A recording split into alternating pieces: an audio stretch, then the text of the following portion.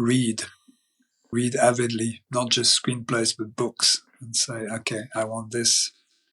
Pick your projects, make sure they're passion projects, because you're going to spill your blood on these things.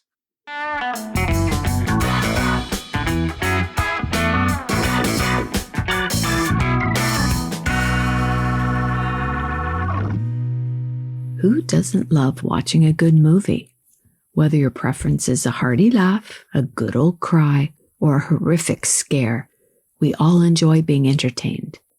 In January 2022, approximately 422,000 people worked in the motion picture industry in the USA alone. The second edition of the book, entitled Rights, Camera, Action: Intellectual Property Rights in the Filmmaking Process, is a perfect guide for those who aspire to make an impact in the film industry. The book's author, Bertrand Moullier, joins me today and talks about the industry. Hello, Bertrand. Thanks for joining me today. A pleasure, Lise. Concerning the second edition of your book, how about we begin with you setting the stage for the current entertainment environment, especially in relation to the impact of the recent pandemic? Thank you, yes.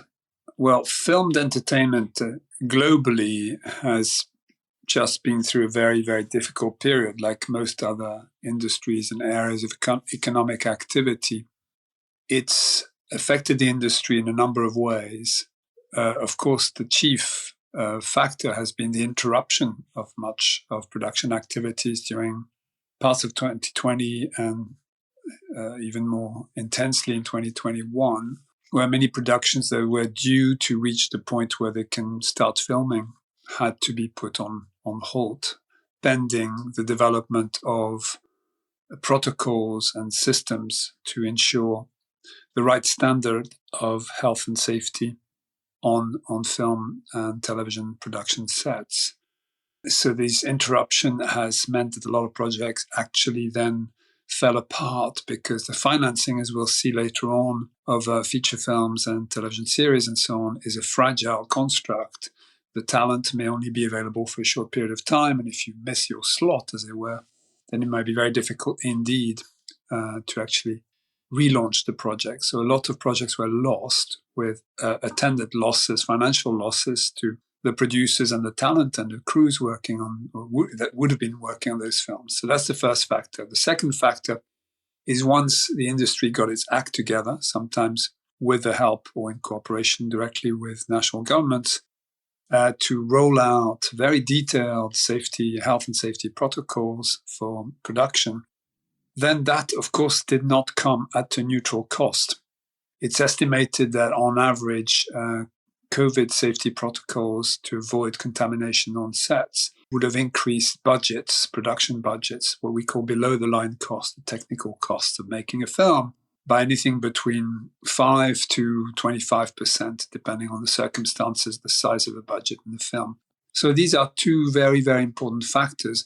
What then this did is it had a knock-on effect on the distribution of films, and in particular, spectacularly, on the distribution of films in the cinemas, because cinemas, as you know, were literally shutting down during long periods of time to avoid public contamination. And although there were some of them in some territories were compensated for those losses, it meant that very few films were seen by very few people. And the countervailing factor, which is probably the biggest story in journalistic terms about the COVID years for the industry, has been the ways in which it has supercharged a trend that was already existing prior to the COVID pandemic, which is the rise of streaming as a key mode of consumption of film and video entertainment. We've seen extraordinary figures in most of the world where the broadband infrastructure exists in the number of new subscriptions that consumers took so as to continue watching content during this period. And that has had what could be a lasting effect on the value chain for rights in films and other audiovisual products. Who are the stakeholders in the filmmaking process? We as consumers see the actors on the screen in the final product, But who are the other stakeholders? And in particular, who did you aim this book to benefit? Rights, Camera, Action, the book, and the accompanying video presentations, which I think are on the website or will be shortly. I thought that there's insufficient literature that presents the complexities of our industry from a producer's perspective. In fact, from having worked for producers' organizations most of my professional life, I know how essential clearinghouse and a central pivot the producer is to the whole process, and in particular around securing of IP rights that are indispensable for making a film project or a television project happen. So it's very much from the perspective of the producer.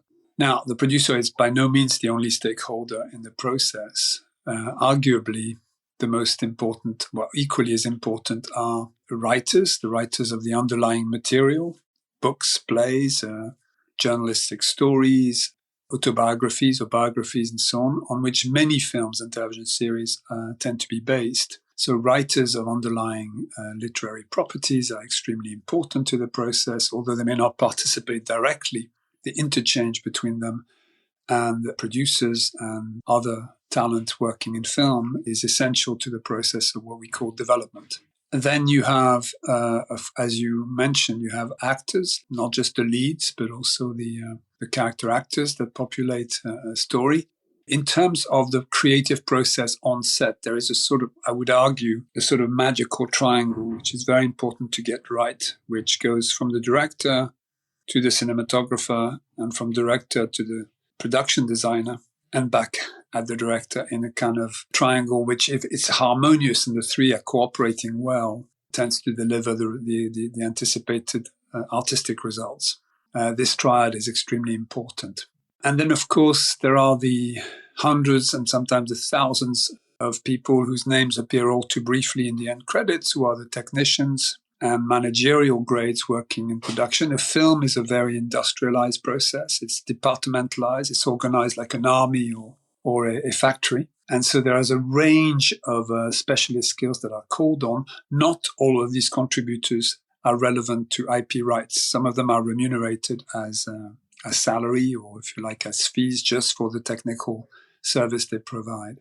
But they are nonetheless essential to make a production run smoothly. Then further down the chain, you have the international sales agents that help commercialize the film and the local distributors that take the film directly to the consumer. And of course, nowadays, not just the broadcasters, but also the online platforms, be they transactional video on demand or subscription video on demand, or even today, rising very fast, advertising-supported video on demand. If we could now touch on the different points along the road to creating a film, perhaps taking a tour with those touch points throughout the book and its very practically oriented chapters. In Chapter 1, you began with developing a film. So you mentioned things like searching for a perfect script, negotiating an option, which I would really like you to further expand on, commissioning a script. What are the overarching points for a producer to consider? Rights, Camera, Action explores, in the first part, something we call development in film and television, the life cycle of a film and television project. And it's described both in the book and in the accompanying videos that are on the WIPO website as the immersed part of the iceberg. It's a good metaphor because actually everybody involved in that stage of process spends weeks and months developing projects, and they spend shooting them, producing them, post-producing them, and so on. A project can take a year, 2 years, sometimes 5. I was speaking to a producer the other day, a very experienced producer, who's been trying to develop one of his projects for the past 15 years. It's not unheard of. Some development projects go in what we call turnaround. So they've reached a certain level of development. There may be a shooting script ready. There may be some stars attached. There may be a director attached. But for some reason, there's no impetus left. And so you will put this bundle, this project, on the market and ask if somebody else is interested in picking it up. And you will then ask them to pay back the costs you've incurred so far, sometimes with a premium payable if the project reaches production. So development is a very painstaking, very labor-intensive, very complex process. And in terms of IP, It is either based, to categorize it very simply, on original ideas generated, for example, by a producer or a friend or a colleague or a member of staff or someone they know who is in the creative field, or, and increasingly this is the case certainly in Northern Hemisphere countries, broadly speaking, or it is based on an already existing copyright, which can be a book, a play, an extended newspaper article, a feature. It can even be a podcast. It can be any form of stories that raise the copyright. And so if you're trying to base your film on an underlying literary property, typically it will be a novel, but not always. Then you have to negotiate rights with the literary author, which we will normally do through her agent because literary authors tend to be organized that way.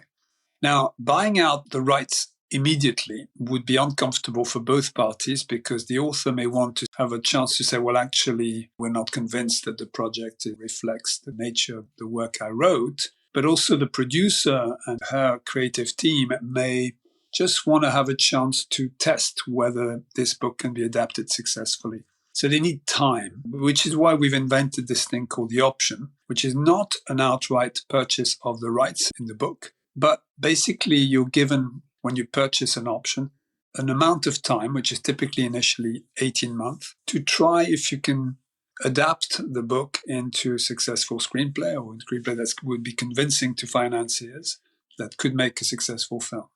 Typically, an option costs a lot less than buying the rights immediately. So that's another advantage because early development is the point where producers generally have less money and you can renew it. There is an option to renew for another 12 months and then another 6 months after that. The principle is options reduce the more times you renew them so that there's more pressure to come to a conclusion as to whether you want to take the project further or not.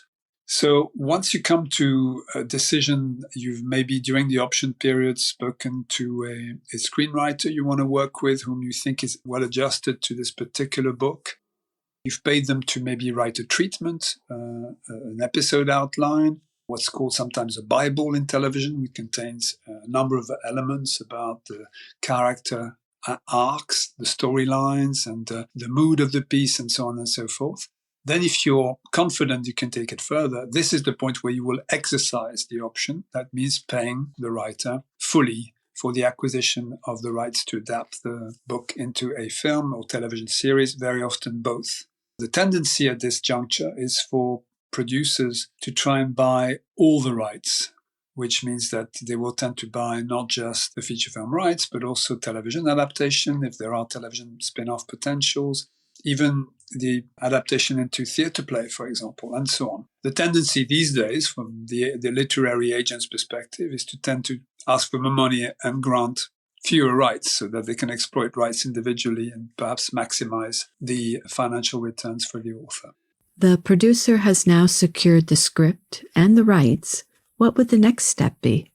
The next step would be to hire a screenwriter.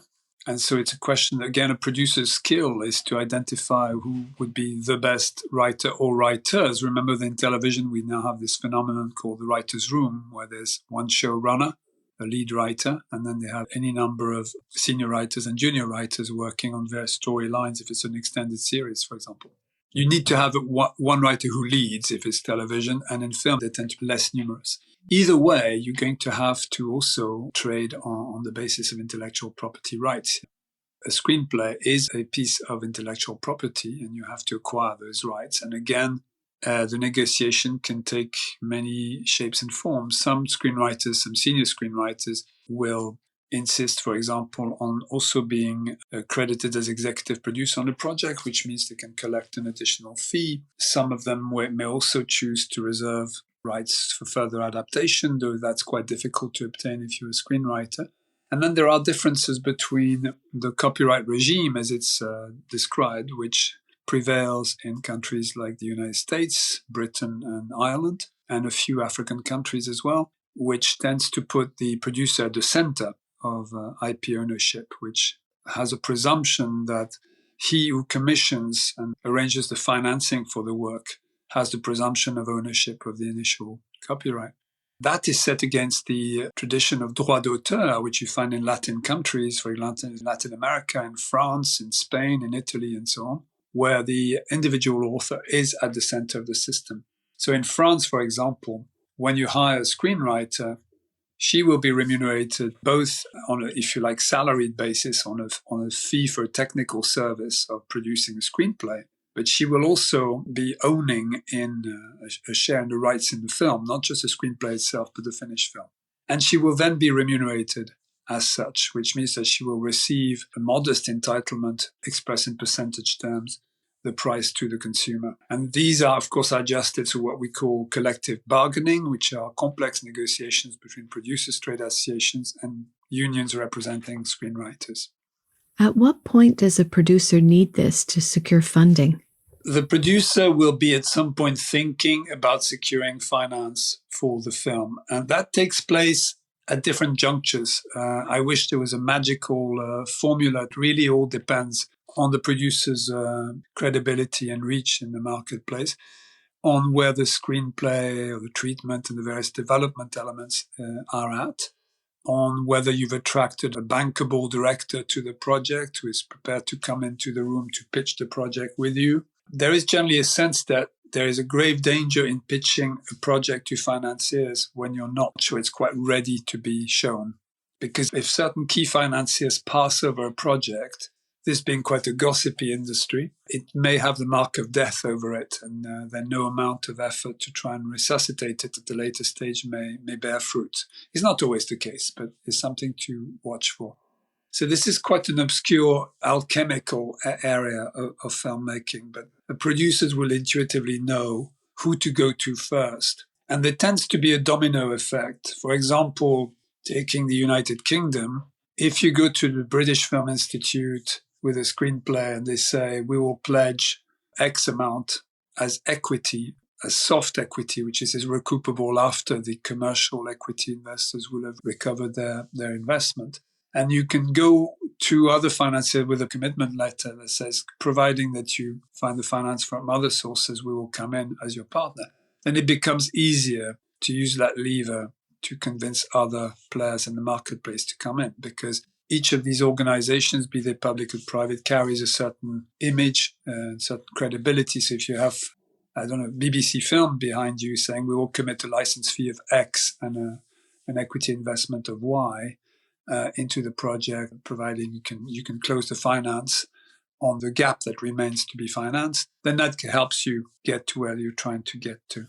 In the book, you state IP rights are by far the most valuable asset that a film producer is likely to hold when approaching the financing of a film project. Can you please elaborate? Indeed, the book says that IP rights are the most valuable assets in the possession of the producer at the point where she will go out to the marketplace to raise finance, which raises a very important question, which both Rights Camera Action and the book by my colleague Rob Aft, From Script to Screen, cover extensively. The very grave importance for a producer of assembling what we call chain of title. The producer acts in audiovisual works, acts as a clearinghouse for all the underlying rights. And he or she will have to have made sure that they've cleared all those rights with book writers, screenwriters, designers. There could be trademarks involved, there can be design rights involved, and so on. It's absolutely cardinal that the producer be the central clearinghouse for those rights, and that she be able to demonstrate to potential buyers that they will not be facing liabilities further down the chain if they take this film on, having already spent marketing money to promote it and then being faced with a lawsuit. In fact, the business employs a specialist form of insurance called errors and omission policy. It covers distributors for their risk of further liability, in particular under copyright or trademark law, and is only available if you can demonstrate a watertight chain of title. So I just wanted to emphasize that point. There may be well-established producers who would know what they would need, but say for the first-time filmmaker, what would be your recommendation where to begin ensuring that the IP rights can help leverage potential financing? The young producer starting, or the new producer starting in the business, needs to take great care of assembling chain of title, meaning having watertight copyright documentation for every element that will enter in the final project. If she or he are struggling with putting together chain of title and are uncertain about the contracts they're signing or co-signing. They can get legal aid sometimes from the local film agency, who might be willing to give them at least basic advice on what not to miss and the mistakes not to make. Unfortunately, in more developed markets, you tend to just have to factor in, and it's one of the big development costs, is legal cost. You need a lawyer to go through the agreements with the various talents you've already hired, for example, screenwriter or director. You may have put the director on a retainer to co-develop the project with the writer.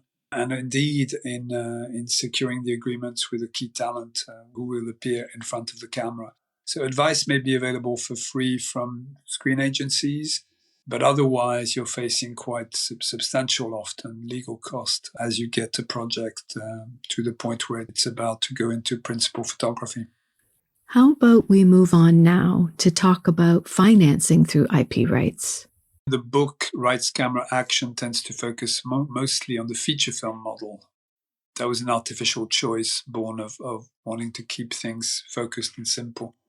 But a film tends to get financed through a multiplicity of sources. I mean, unless you're amongst the lucky ones who get a single deal with a powerful international streamer who may say, here's a check for the cost of making the film, and here's a producer's fee, and here's a small premium for your pains. Most of the time, you will have to have a mixture of sources in order to close the budget. Say if you're looking at a $2.5 million film, typically the size of a small US independent film, you will have to raise private sector equity. So that could be investors that are not directly linked to the industry or are linked to the industry, and they're just putting money expecting commercial returns. This doesn't involve a transaction of copyright or rights. It's purely like they would invest in any other business venture. They expect to be cut out on the revenue streams when those revenues eventually come in after the film has been distributed. Then you have public sector facilitation financing, which can be direct subsidies in forms of cash contribution to the budget, or can be hypothecated tax, which attracts private investors. It can be also a tax credit, so literally another form of direct financing. There's any number of mechanisms, and I would encourage readers to go and look at how these appear in wherever they're working or whether they're intending to work. It can be through co-production with another country, which means you're combining subsidies from two national agencies rather than one, depending on the complexity of your co-production. And then there is the all-important thing, which is you have this bundle of exclusive rights, which you control as the producer on the project. And you can go and leverage this and go to a film distributor in a specific country and say, will you commit to this project? It's not yet started filming, but you know me, you know the principal actors, you know how much money their last 5 films have made. You know the director is a reliable director, a strong director, an award-winning director. Will you take a risk on pre-buying the rights to this film for your territory, or could be territories? For example, if you're selling France, you're also generally selling Belgium and French-speaking Switzerland sometimes. And then the fate of your project hinges on having sufficient number of distributors or platforms committing to pre-buying those rights. So they're not going to necessarily put money on the table, but they're going to give you a contract, a paper, saying when the film is completed, and if it's completed to the following standard, of course there are stipulations, I will commit to paying X. And sometimes the richer national distributors will commit an amount of cash on the table right away, which is a proportion of the value of this contract. And this contract, which is often called a minimum guarantee contract, which commits the distributor to paying you that amount, no matter how well or badly the film does in her market. You can take that to a bank and discount it and use it as finance for the film. So this is a very profoundly important example of how you can leverage your IP rights to raise finance for the projects. Not just about distribution revenue sometimes, and very often it's about finance. Now, you can also do that, what I just talked about, with a platform that covers several territories, like an international one, that may commit to giving you a license fee for certain rights for a certain amount of time. And that minimum guarantee contract, you can also go and try and discount with a bank. So this is a very important aspect of what we do as producers, is that pre-selling. And in order to make those pre-sales happen, you either have enough relationships across the world and you go to festivals and markets and meet the buyers directly yourself, and you appoint what we call an international sales agent, whose job it is to try not just commercialize finished films, but also to pre-commercialize projects when they're at the stage where they can go and raise funds in the marketplace. So at that stage, the producer's already negotiating the promotion side of the film? That is an interesting question. Do you negotiate already for the marketing campaign of the film? If you're selling, for example, you're a British producer, or let's say you're a Danish producer and you're selling your film in France, and the distributor in France will take it to cinemas, will try and sell it to broadcasters, will try to sell it into DVD such as there is these days, and maybe a few online platforms. Do you intervene? Do you have any say in how they will market their film? Well, that depends. Generally, you'll want to know how much commitment, how much money they're prepared to put behind the release of your film. That is a question that is often asked. What is your intention? And sometimes that is converted into a solid commitment that forms part of the contract that you're signing to receive money up front, but not always. After all, it's the job of the local distributor to know their market and to know how to release a film. But you may want to at least have a guarantee they're not just going to drop it with insufficient marketing spend. So it varies, I would say. We witnessed some interesting formulas to that during the pandemic, with releases for at-home viewing and the like. As we open up, and in addition to the cinema, I'm assuming that one would almost need to have a crystal ball to anticipate effective distribution. Yes. The question of how a film is going to be exploited across the value chain in a specific territory is often the object of a negotiation between a producer and a local distributor. You have an Argentine film, you were trying to sell it to Chile. You will hope and wish that the Chilean distributor will agree to run it in the theaters first.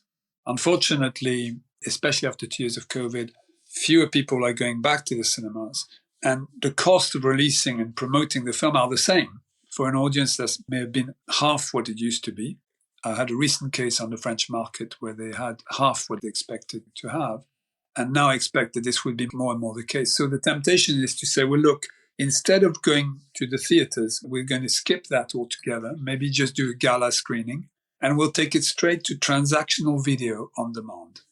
This is the stage where you have an exclusive window during which people can only see the film if they pay per unit to see the film. And then they will try and take it to a subscription video, an SVOD platform.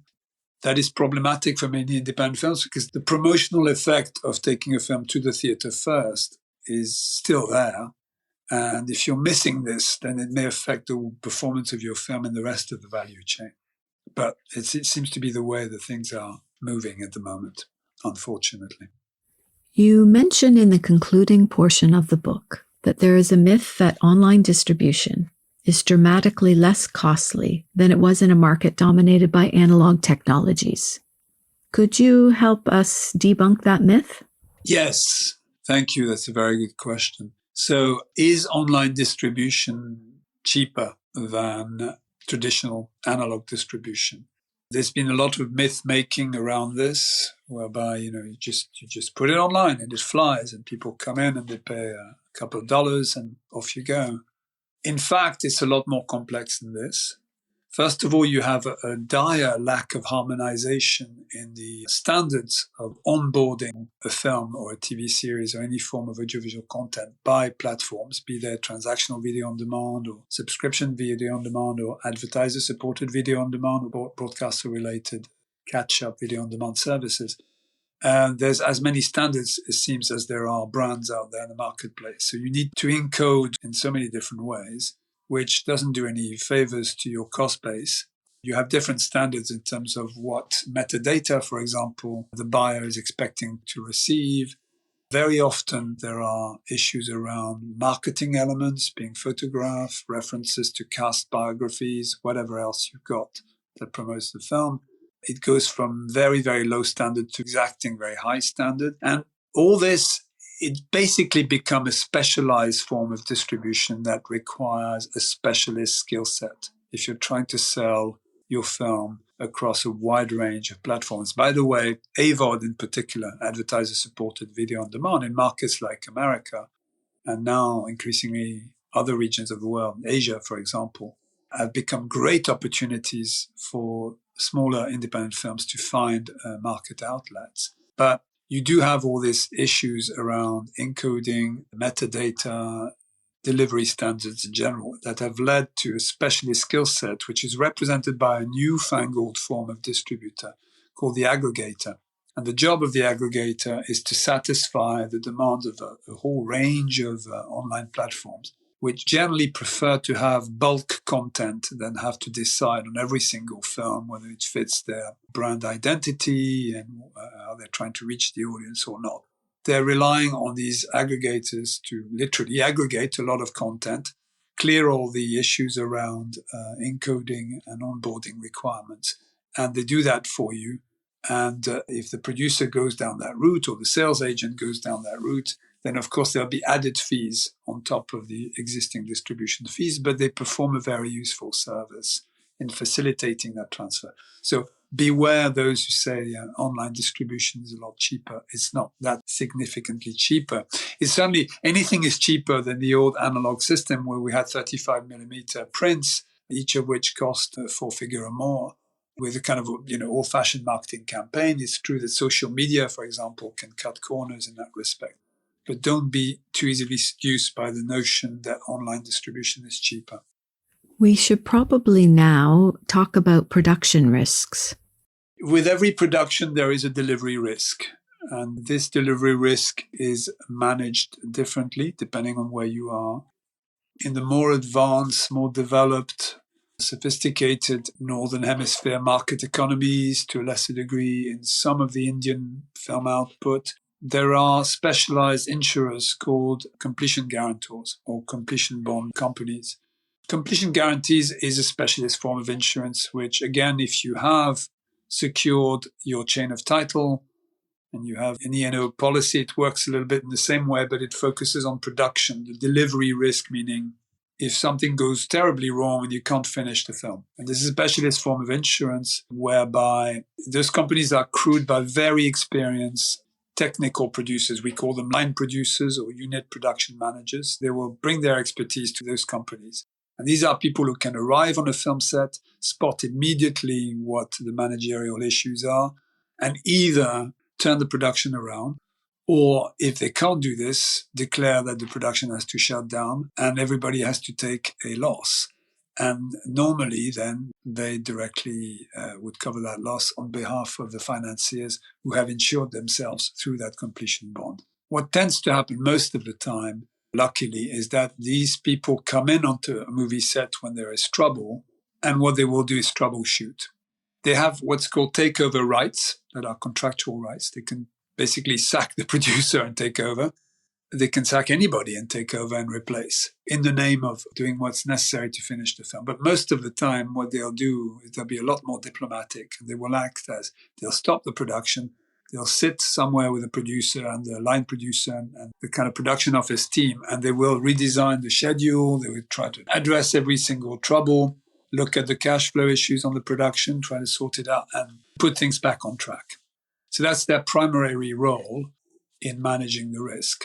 When it goes to the full scale of risk exposure and the film cannot be completed, as I said, they will cover that risk and compensate the financiers.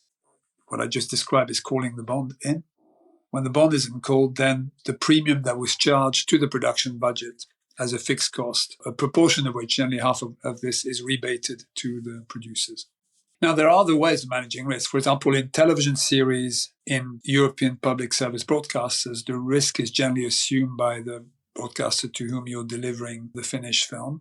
And there are territories, indeed, where risk management is the producer's own, because there are no commercial products out there to ensure the production risk. So it's quite variable, but the completion bonding system is onerous, but it's quite effective. And it's, as I said, mostly a way of making sure that the production that's in trouble can be gotten back on track. Your book is full of such practical information, And it's a wealth of wisdom that you've imparted, based obviously on years of experience in the industry. Thank you for your time today, Bertrand. I hope that's helpful, and thank you very much. I hope that you enjoyed my conversation with Bertrand and learned more about the importance of intellectual property when creating a film. A digital copy of his book can be found in the knowledge repository of the WIPO Knowledge Center and can be downloaded free of charge. Until next time and the next page points, bye for now.